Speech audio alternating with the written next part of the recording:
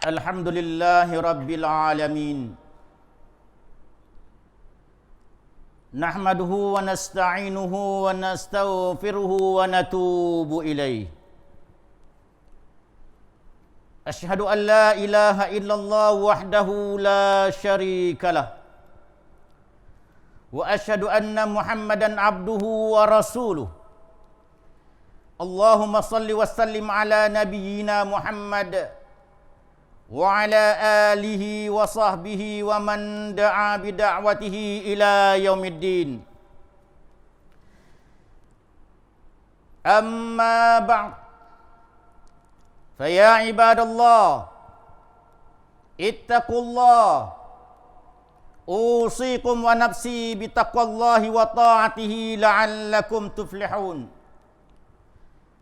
A'udzu billahi minasy syaithanir rajim. Inna hadzal Qur'ana yahdi lillati hiya aqwam wa yubashshirul mu'minina alladhina ya'maluna as-salihati anna lahum ajran kabira. Sidang jemaah yang dirahmati oleh Allah Subhanahu wa taala. Marilah sama-sama kita bertakwa kepada Allah Subhanahu wa taala dengan melaksanakan segala suruhannya dan meninggalkan segala larangannya. Mudah-mudahan kita semua dibangkitkan dalam kalangan orang-orang yang bertakwa di akhirat kelak. Bersempena dengan majlis tilawah dan hafazan Al-Quran peringkat negeri wilayah Persekutuan secara maya dari Masjid Wilayah Persekutuan pada 20 hingga 23 September 2021. Mimbar pada hari ini akan membicarakan khutbah bertajuk Kalam Tuhan Menyinari Kehidupan. Sidang jemaah yang dirahmati oleh Allah Subhanahu wa taala.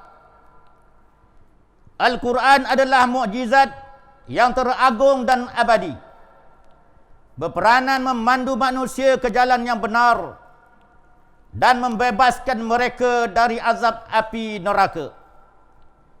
Al-Quran bukan sahaja menyentuh alam kerohanian dan akhirat, bahkan ia kaya dengan pelbagai khazanah ilmu duniawi sesuai dengan tanggungjawab manusia sebagai khalifah Allah bagi memakmurkan bumi ini.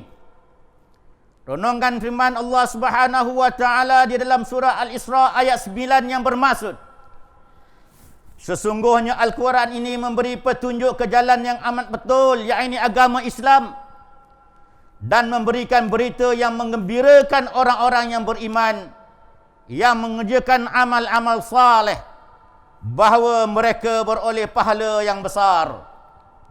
Yakinlah bahawa Al-Quran merupakan sebahagian penyagaan kita dengan Allah Subhanahu wa taala. Allah menyediakan modal berupa lembaran kalamnya. Lalu kita mengusahakan modal tersebut dengan membaca serta beramal dengannya. Nescaya inilah penyagaan yang dijamin tidak akan pernah rugi. Sidang jemaah yang dirahmati oleh Allah Subhanahu wa taala. Al-Quran berperanan besar dalam memenuhi aspek-aspek kehidupan manusia. Ia bukan sahaja membina akidah yang sahih, bahkan mensejahterakan minda, membezakan di antara perkara yang hak dan yang batil, membentuk dan mencorak kehidupan berlandaskan ilmu, serta membantu manusia dalam mengatur dan membina sebuah sistem sosial yang sempurna. Bermula dengan pembentukan institusi keluarga sehingga membina sebuah masyarakat yang bersatu padu. Peranan Al-Quran ini tentunya memberi impak yang besar dalam sistem pengurusan dan tadbir urus kehidupan manusia. Panduan daripada Al-Quran sememangnya adalah yang terbaik. Justru jadikanlah Al-Quran sebagai rujukan utama dan bukan hanya memberi tumpuan dalam pembacaan Al-Quran semata-mata, tanpa mengambil manfaat daripada segala ajaran, didikan ilmu dan ibrah melalui pelbagai kisah yang terdapat di dalamnya. Marilah kita berusaha untuk menjadi sahabat yang baik dengan Al-Quran. Tetapkan masa untuk membaca dan memahami Al-Quran setiap hari. Dalam kesibukan melakukan aktiviti harian, sewajarnya kita boleh menyediakan ruang dan waktu yang khusus untuk mentadabbur isi Al-Quran. Allah Subhanahu wa taala telah mengingatkan kita melalui firman-Nya dalam surah Muhammad ayat 24. Afala yatadabbarunal Qur'an am ala qulubin aqfaluha. Apakah mereka sengaja tidak berusaha memahami serta memikirkan isi Al-Quran? Atau telah ada di atas hati mereka kunci penutup, yakni yang menghalangnya daripada menerima Al-Quran?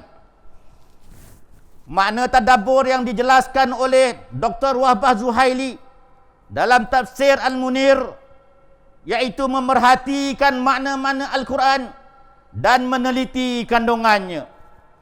Apabila melakukannya, kita dapat menghayati sepenuhnya kandungan Al-Quran, bahkan menambah tautan cinta dan rindu berinteraksi dengannya. Al-Quran juga adalah penawar bagi segala penyakit rohani dan jasmani manusia. Ia menjadi pengubat buat jiwa manusia yang sedang dilanda keresahan, kebimbangan dan keluh kesah. Mimbar ingin menyarankan kepada semua jemaah agar dapat meluangkan masa bersama ahli keluarga untuk membaca ayat-ayat suci Al-Quran sekurang-kurangnya 1 halaman sehari, menghayati maknanya dan mengamalkannya dalam kehidupan seharian. Kita boleh menggunakan aplikasi moden seperti WhatsApp, Google Meet, Zoom dan sebagainya untuk mengumpulkan ahli keluarga yang berada di tempat lain supaya dapat bersama-sama membaca dan bertadarus Al-Quran, khususnya di waktu malam. Semoga Allah Subhanahu wa taala akan merahmati dan memberkati kita kerana usaha kita melazimi membaca Al-Quran, dan ia akan memberi syafaat kepada kita di akhirat nanti. Imam Muslim meriwayatkan hadis daripada Abu Umamah Al-Bahili radhiyallahu anhu. Rasulullah sallallahu alaihi wasallam bersabda, "Iqra'ul Qur'an fa innahu ya'ti yaumal qiyamah syafi'an li ashabihi." Bacalah Al-Quran kerana sesungguhnya ia akan datang pada hari kiamat sebagai syafaat kepada para pembacanya. Dalam situasi pandemik COVID-19, tidak dinafikan kebanyakan masyarakat kita hari ini dihimpit dengan pelbagai tekanan hidup, kesempitan dan kesusahan. Justru Al-Quran adalah penawar yang dapat mententeramkan dan mengharmonikan jiwa insan yang dihimpit pelbagai mehnah dan ujian. Mudah-mudahan dengan keberkatan Al-Quran yang selalu kita lazimi ini, Allah Subhanahu wa taala akan melepaskan kita daripada bahaya wabak pandemik COVID-19 dari bumi ini. Sidang jemaah yang dirahmati oleh Allah Subhanahu wa taala, mengakhiri khutbah, renungkan beberapa kesimpulan sebagai pedoman kita bersama. Yang pertama, Al-Quran adalah mukjizat teragung dan abadi, berperanan memandu manusia ke jalan yang benar dan membebaskan mereka dari azab api neraka. Yang kedua, jadikan Al-Quran sebagai rujukan utama dengan mengambil manfaat daripada segala ajaran, didikan, ilmu dan ibrah melalui pelbagai kisah yang terdapat di dalamnya.